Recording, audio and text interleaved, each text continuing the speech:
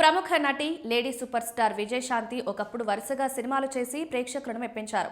హీరోలకు సమానంగా action scenes లో నటించి మెప్పించారు. లేడీ ఓరియంటెడ్ సినిమాల్లో నటించి విశేషంగా ఆకట్టుకున్నారు. అంతేకాదు హీరోలకు సరిసమానంగా అభిమానులను కూడా సొంతం చేసుకున్నారు. కాగా ఓ ఇంటర్వ్యూలో చేసిన సంచలన వ్యాఖ్యలు సినీ వర్గాల్లో తీవ్ర చర్చకు దారితీశాయి. ఆ హీరోని చూస్తే ఇప్పటికీ నాకు అసహ్యంగానే ఉంటుంది అంటూ ఆమె చేసిన కామెంట్స్ అందరినీ ఆశ్చర్యానికి గురిచేశాయి. తన కెరీర్ ఉన్నత దశలో ఉన్నప్పుడు కొందరు హీరోలు తన ఎదుగుదలను ఓర్వలేక తన వెనక కుట్రలు పన్నారని, గోతులు తవ్వారని విజయశాంతి అన్నారు. ఆ హీరోను చూస్తే అసహ్యం వేస్తుందని విజయశాంతి చేసిన కామెంట్స్ వైరల్ అయ్యాయి. అయితే ఆ హీరో పేరును మాత్రం ఆమె స్పష్టంగా వెల్లడించలేదు.